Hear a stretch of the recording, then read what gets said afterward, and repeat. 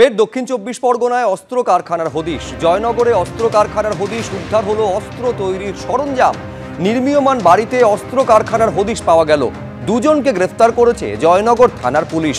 ধৃত ফিরোজ গাজী ও ভবেন পাল জয়নগরের হাসানপুরের বাসিন্দা।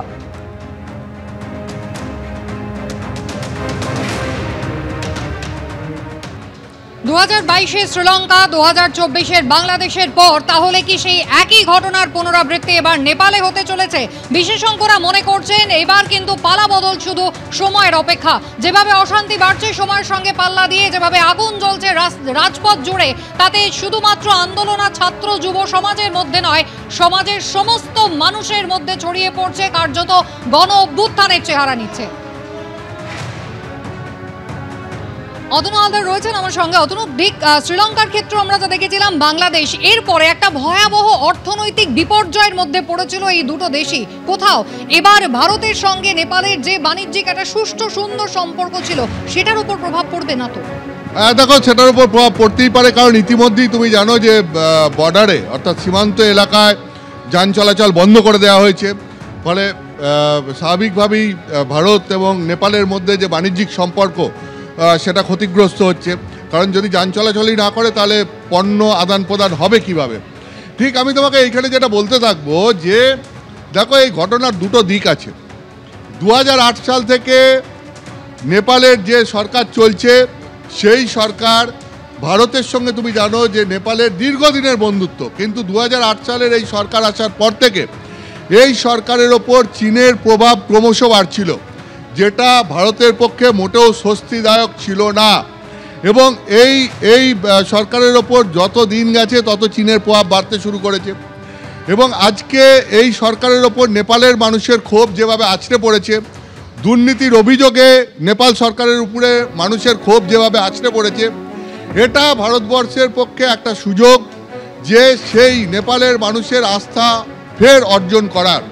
অর্থাৎ নেপালের সঙ্গে ভারতবর্ষের যে সুসম্পর্ক ছিল, যেটার পথে ক্রমশ অন্তরায় হয়ে দাঁড়াচ্ছিল চীনের প্রভাব, এবার সেই সরকারের ওপর মানুষের ক্ষোভ ভারতের কাছে একটা সুযোগ এনে দিল নেপালের সঙ্গে এই পরিস্থিতিতে ফের সুসম্পর্ক স্থাপন করার।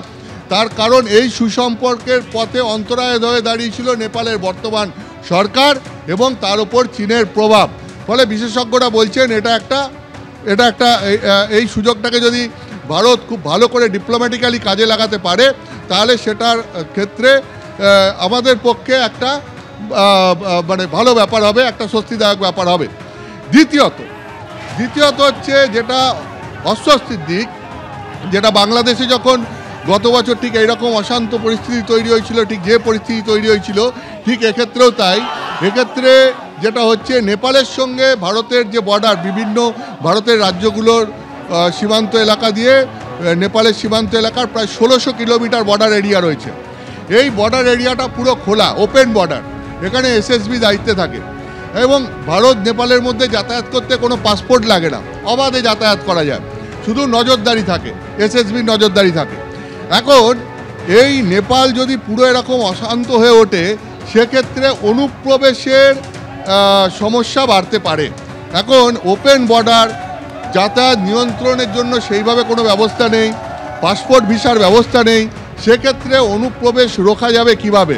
এটার ক্ষেত্রে ভারতবর্ষের স্ট্র্যাটেজি কী হবে, এটা একটা গুরুত্বপূর্ণ ব্যাপার।